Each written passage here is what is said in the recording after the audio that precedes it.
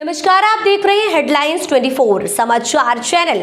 आइए रुक करते हैं आज की खबरों की ओर। राजधानी के एतवारा स्थित मोड़ समाज भवन में 14 जुलाई को आयोजित बैठक में सफाई कर्मचारियों की वर्षों से लंबित मांगों को लेकर चर्चा की गई।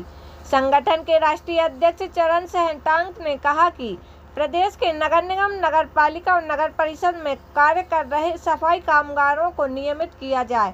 बैठक में राष्ट्रीय कार्यकारिणी के प्रमुख महामंत्री टीपी दास एवं राष्ट्रीय कार्यकारिणी के पदाधिकारियों एवं प्रदेश अध्यक्ष मगन झांझोट ने बैठक में चर्चा कर शासन प्रशासन को पुनः 14 सूत्री ज्ञापन प्रस्तुत कर निराकरण के लिए ध्यान आकर्षित किया गया और कहा गया कि मांगों का शीघ्र निराकरण नहीं किया गया तो उग्र आंदोलन किया जाएगा।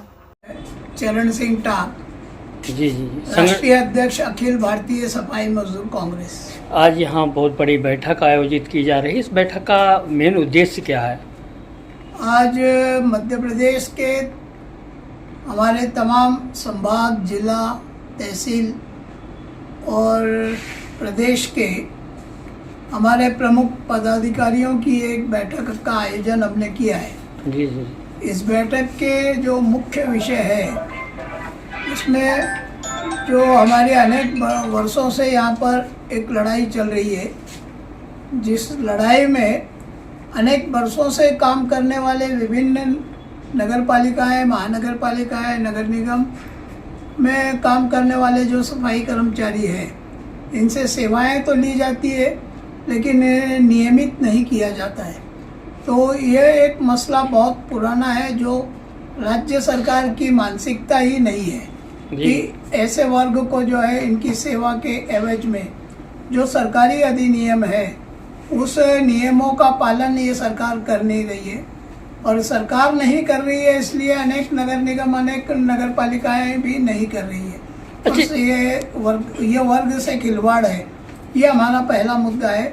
उसके बाद में अनेक हमारे जो प्रश्न है जिनमें आउटसोर्सिंग जो है वो आउटसोर्सिंग नेचर ऑफ वर्क अगर रेगुलर है तो नियमित जो काम चलता है उसमें कॉन्ट्रैक्ट सिस्टम जो है एबोलिश है।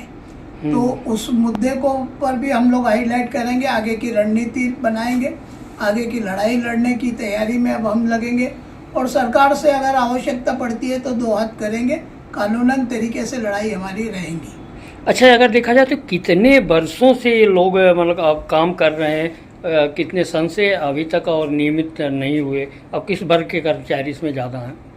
देखिए, ऐसा है कि सफाई का जो पेशा है इसके इस वर्ग के, इस कैटेगरी के तो काफ़ी बड़े पैमाने में लोग हैं और बाकी भी और जो है डिपार्टमेंट जैसे क्लास 4 में है तो अन्य जो कैटेगरीज के भी कर्मचारी है। अब हमारा ये कहना है कि जो अन्य कैटेगरी जो है वो रेगुलर नेचर में आती है नहीं आती है वो हमें देखना है, लेकिन हमारे जो वर्कर है जिसे सफाई कर्मचारी की संज्ञा दी जाती है ये तो नेचर ऑफ वर्क रेगुलर में आते हैं और इन्हें नियमित करना चाहिए। विनियमितकरण का जो इनका मुद्दा है ये शोषण है, सफाई मजदूरों का शोषण है, उनके बच्चों का शोषण है, उनके परिवार का शोषण है और एक वर्ग जो सर पे मैला ढो करके अनेक वर्षों से देश के नागरिकों की सेवा कर रहा है उस वर्ग का भी शोषण है। एक जैसे अभी भाजपा सरकार 20 साल से है मध्य प्रदेश में, तो ये नियमितीकरण जो की प्रक्रिया कब से लंबित है?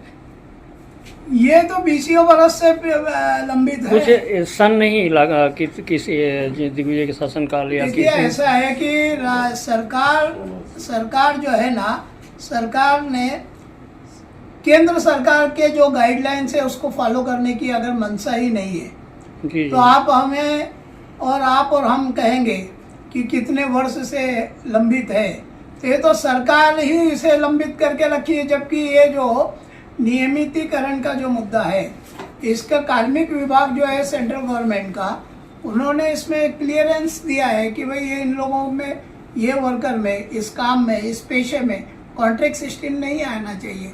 अभी ये इसका रेजुलेशन जो है चीफ सेक्रेटरी ने अपने अधिकार क्षेत्र के अंदर इन्होंने करना चाहिए या सरकार ने करना चाहिए। मंशा नहीं है सरकार की करने की। मेरा ये कहने का मतलब कि जैसे कई कर्मचारी तो ऐसे होंगे कि अगर 30 साल से नहीं मिला तो रिटायर होने वाले होंगे, लेकिन अभी वो नियमित ही नहीं हुआ, बिना नियमित ही कॉन्ट्रैक्ट में रिटायर हो जाएंगे। ये अच्छा प्रश्न है आपका।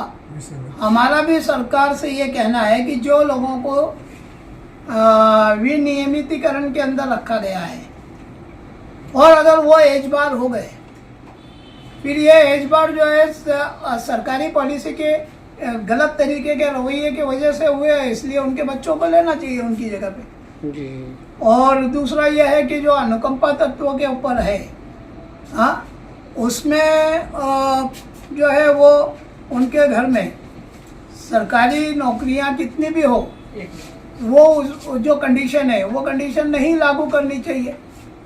और हमें एक जो उसके बाद में अनुकंपा तत्व की जो नौकरी, सरकारी नौकरी मृत्यु के बाद में रिक्त होती है, उस पर उनके जो आश्रित है उनको प्रथम प्राधान्य दे करके उन्हें लेना चाहिए। इस तरीके की भी हमारी मांग है, जो आज की बैठक में हम लोग पारित करेंगे ये प्रस्ताव। आपने पहले भी प्रस्ताव रखे हैं क्या सरकार के सामने? हम तो अनेक वर्षों से प्रस्ताव रख रहे हैं। गूंगी बहरी सरकार क्या करती है, तो अब हमें दो हाथ करने की बात करने का भी आज प्रस्ताव लेंगे। फिलहाल के लिए इस खबर में इतना ही। बने रहे हेडलाइन 24 समाचार के साथ। नमस्कार। ऐसी खबरों में बने रहने के लिए हमारे चैनल को लाइक, सब्सक्राइब जरूर कीजिए।